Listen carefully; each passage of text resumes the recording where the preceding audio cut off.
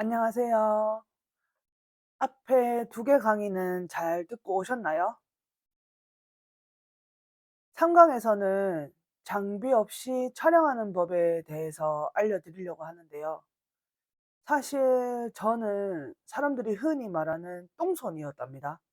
사진을 찍으면 다 흔들려 있고 이게 유령 사진인지 사람 사진인지 내가 뭘 찍으려고 하는지 남들에게 아무것도 보여줄 수 없는 그런 똥손이요. 그런 제가 요즘에는 그나마 감각이 있는데? 좀 찍는데?' 이런 소리를 듣게 됐어요. 글을 쓰는 것처럼 이 사진도 제가 연습을 좀 했는데요. 그런 노하우들을 담아서 큰 장비가 없더라도 사진을 잘 찍는 방법에 대해서 알려드려 보겠습니다.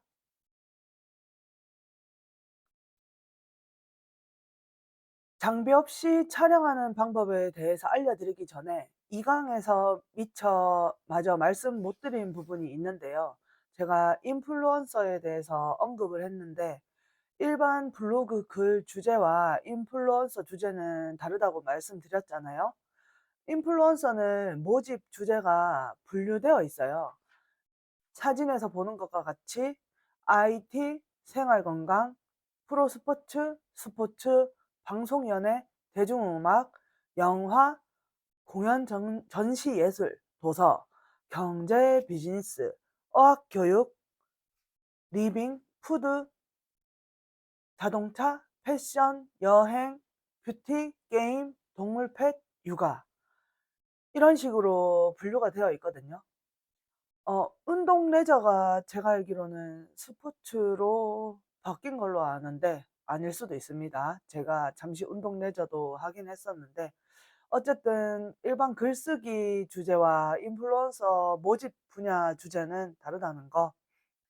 목표가 인플루언서인 분들은 이런 여기 지금 보이는 모집 주제에 맞춰서 글을 쓰시고 블로그를 꾸며 나가시는 게 좋기 때문에 잠시 막간을 이용해서 팁을 드려 봤습니다. 그럼 본격적으로 사진과 관련해서 강의 시작해 보겠습니다. 아까 말씀드린 것처럼 사진 저는 굉장히 어려웠거든요. 혹시 여러분들도 사진 어려우신가요? 어떤 점이 어려우실까요? 막연하다? 구도? 배치? 아니면 연출? 처음 찍어 봐서? 뭐 어떤 방법도 배운 적이 없어서? 아무런 데이터가 없어서? 뭐 이런 이유들이 많이들 있잖아요. 근데 저는 그냥 사진 자체에 관심도 없고 막막했던 것 같아요.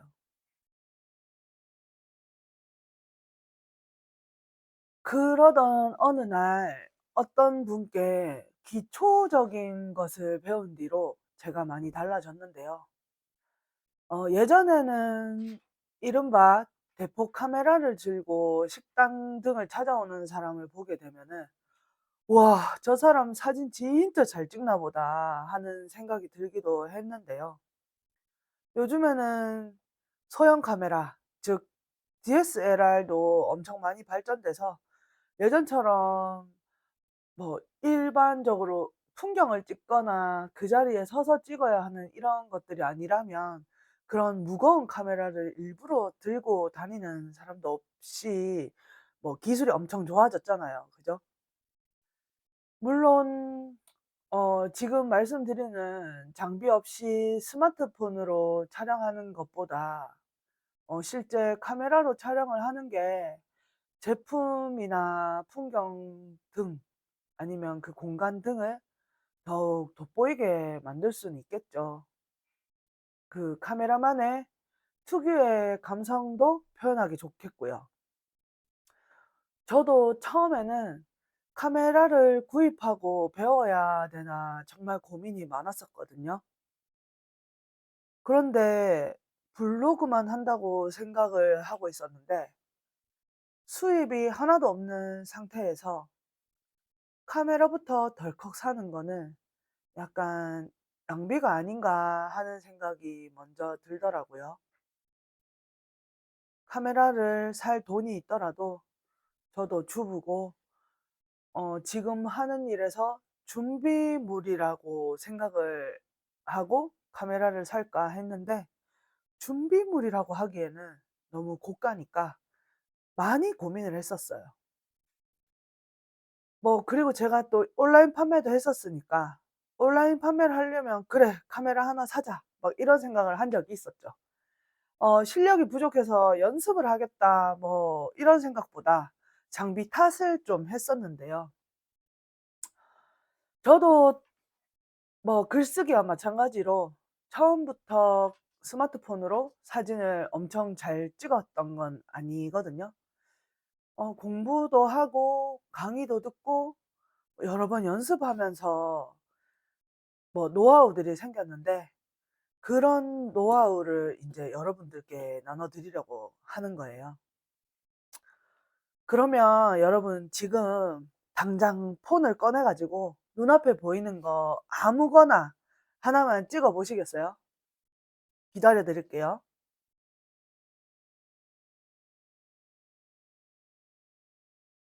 사진 잘 찍으셨나요?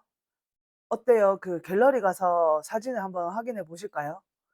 사진이 잘 나왔나요? 사진의 기본은 카메라를 닦는 것부터가 시작이에요. 제가 이렇게 말씀드리면 "뭐야?" 이러면서 코웃음 치는 분들이 정말 많은데요. 방금 제가 혹시 "사진 찍어 보세요." 했을 때 카메라를 닦으신 분 계신가요? 그런 분이 계신다면 제가 정말 박수를 쳐 드릴 거고 글을 쓰는 거하고 마찬가지로 사진을 찍을 때도 기본에 충실한 것이 정말 좋아요. 지금 보이시는 이 왼쪽과 오른쪽의 차이 이게 느껴지시나요? 카메라를 닦지 않고 그냥 사진을 찍게 되면 이쪽에 있는 사진처럼 뿌옇게 피사체까지 같이 흔들려 버리는 현상이 생기고요. 카메라를 한번 닦아 줬을 뿐인데 초록잎이 파릇파릇해 보이는 그런 현상을 가져다 줄 수 있죠. 이런 기초 한 가지만 정말 기본에만 충실해도 사진이 엄청 달라질 수 있어요. 이제 잊지 않고 카메라를 잘 닦으셨다면 설정에서 구도를 잡을 수 있는 촬영 가이드 선을 켜 주시면 되거든요.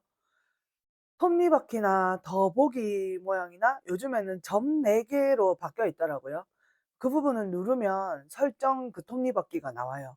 그러면 밑으로 내리다 보면 촬영 가이드 선이라는 것이 있어요.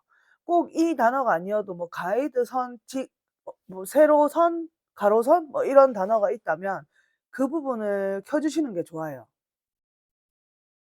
사진을 찍으실 때 카메라의 비율은 때에 따라 다르긴 한데요. 보통 4대 3, 상세 페이지 촬영을 할 때는 1대 1로 쓰시는 게 좋고요. 뭐 또 인스타에 업로드 하시거나 할 때는 9대 16, 주로 이런 세 가지를 이용하시는 게 좋아요.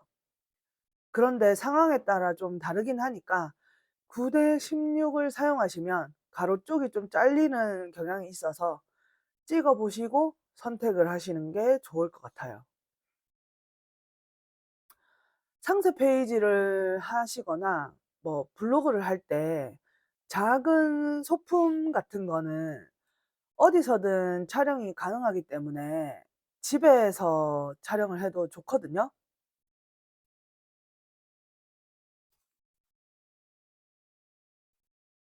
집에서 촬영을 하시려고 하면 그 공간이 있는 게 좋아요. 거실에 책상을 놓거나 뭐 방에 책상을 놓아도 되겠죠. 본인이 주로 일을 할 수 있는 방? 뭐 아니면 테이블 같은 걸 두시고요. 한쪽에 보면 볕이 잘 들어오는 공간이 있어요. 특히 뭐 베란다? 네, 그런 곳에 자기만의 공간을 세팅해 놓고 사진은 거기서 찍으시는 게 좋아요. 자연광이 왜냐하면 조명 중에 최고거든요.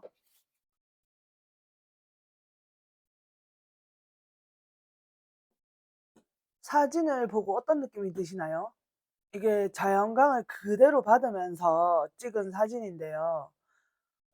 그림자가 있고 없고 이렇게 자연스럽게 햇빛으로 생긴 그림자는 더욱이 입체감을 주거나 강렬한 이미지를 심어주는데 정말 큰 도움이 돼요. 그리고 앞에서 말씀드린 촬영 가이드 선을 켜야 되는 이유인데요. 중심을 어디에 두느냐에 따라 사진이 많이 달라지기 때문에 수평이나 수직을 잘 지켜가면서 가운데 피사체를 두고 안정적으로 찍으셔도 되고요. 여백을 주면서 오른쪽 아래 혹은 왼쪽 위, 뭐 이런 식으로 두면서 찍을 수도 있고요. 이 격자선이 있고 없고에 따라 구도를 잡는데 도움이 정말 많이 되고 안 되고의 차이가 있어요.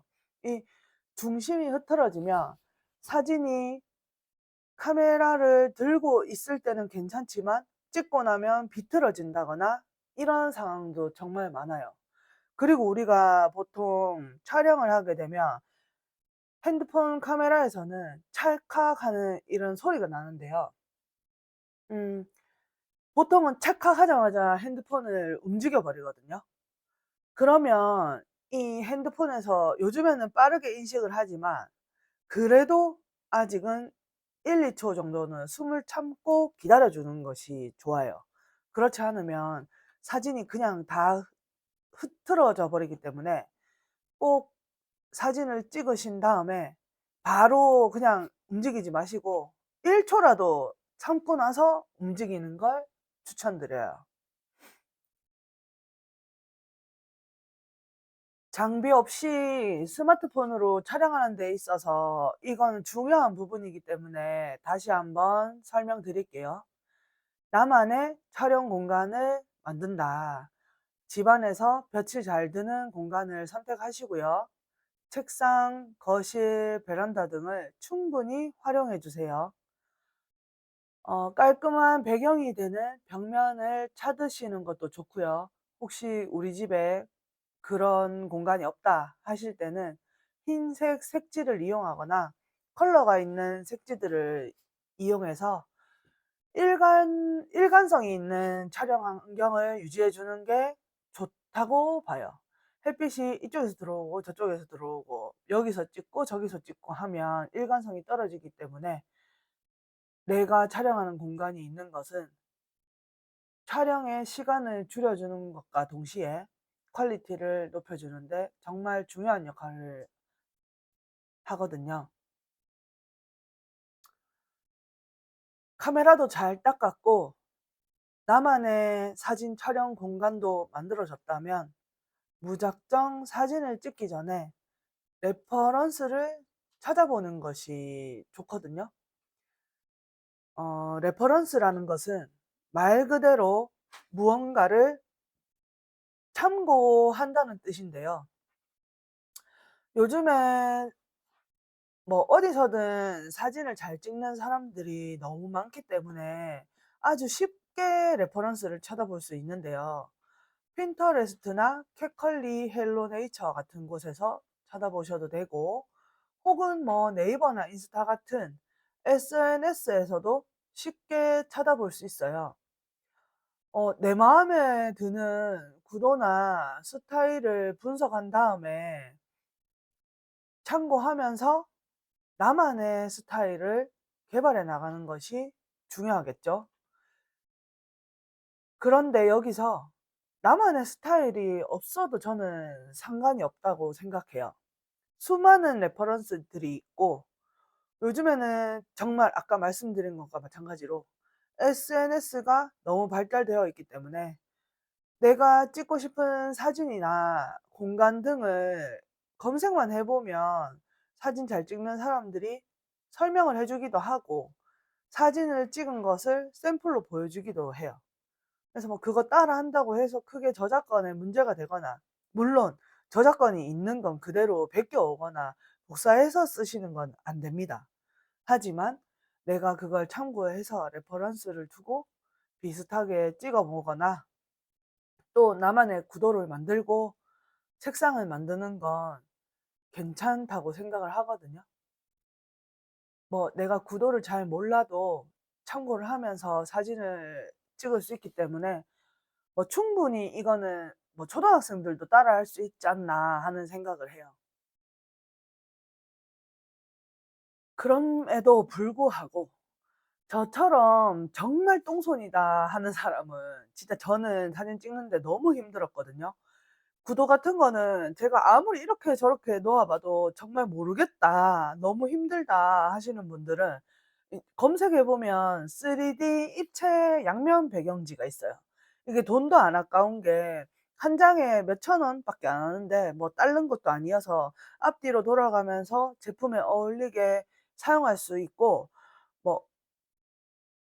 뭐 충분히 활용 가치가 있기 때문에 뭐 저렴한 비용 대비 좋은 효과를 낼 수 있어요.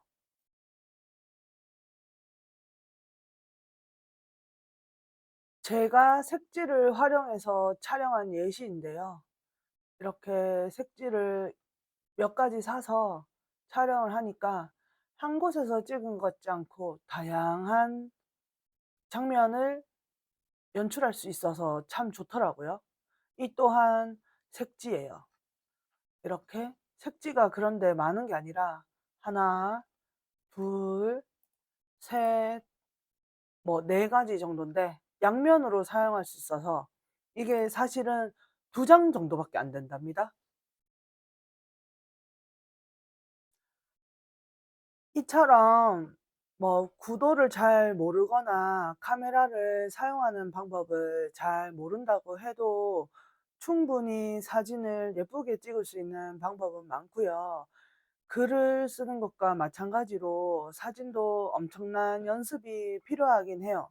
그런데 막 전문가처럼 정말 초점까지 맞추고 모든 걸 다 잘해야 되는 건 아니기 때문에 제가 어디를 갈 때면 항상 인스타나 네이버 등에서 먼저 찾아보고 사진을 촬영하기도 하거든요. 그리고 어 저는 상세 페이지도 한 번씩 만들기도 하는데요. 그럴 때는 참고할 수 있는 아까 말씀드린 레퍼런스를 꼭 찾아본 다음에 저도 그런 구도에 맞게 인제 설정을 해서 사진을 먼저 촬영하고 상세 페이지도 인제 다른 사람 것들을 참고하면서 만들고 있어요. 그러면 인제 지금까지 그냥 낭비했던 시간들이 엄청 많이 줄어들어서 저한테 좋은 효과를 줄 수 있거든요. 색지 위에 사진 하나만 제품 하나만 놓아도 이렇게 전문적인 느낌을 줄 수 있고요. 색지가 좋은 게 입체 배경지가 좋은 점이 뭐냐면 이 돌돌 말아서 그냥 보관하면 되기 때문에 뭐 설치도 그냥 종이만 펴면 끝나는 거여서 설치는 물론이고 보관까지 엄청 편리하게 할 수 있어요. 이처럼 스마트폰으로 촬영을 간단하게 할 수 있는데요. 사실 스마트폰으로 촬영을 하고 나면 색감이 마음에 들지 않는 경우가 있어요. 폰에서 갤러리에 보면 자체 기능으로 색감을 수정할 수도 있는데요. 그렇게 자칫 잘못하면 너무 밝아지거나 너무 붉어지거나 어두워지는 등 막상 업로드를 해 보면 이상하게 수정이 되는 경우가 많거든요. 그렇기 때문에 이게 스마트폰으로 촬영을 하더라도 내가 약간 사진에 욕심이 생긴다 하면 스냅시드나 라이트룸, 포토샵 같은 이런 툴들을 이용해서 조절할 수 있으면 더 좋겠죠. 그리고 인제 사진은 찍고 나서 크롭 툴만 잘 활용해도 엄청 멋있게 바뀔 수가 있거든요. 크롭 툴이 뭐냐 하면 잘라 주는 거예요, 그냥 사진을. 찍어 놨던 사진들이 있기 때문에 제가 지금 한번 보여 드리려고 하면요.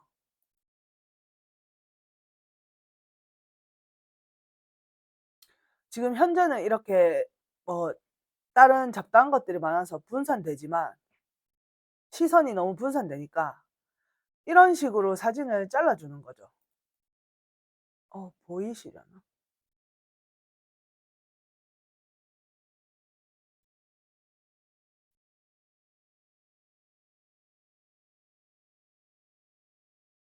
크롭 툴만 잘 활용해도 엄청 멋있는 사진을 만들 수 있어요. 사실 제가 여기 예시로 둔 3D 입체 배경지를 활용한 거는 누가 주를 이루는지 잘 모르게 되어 있어서 시선이 너무 분산되기도 하는데요.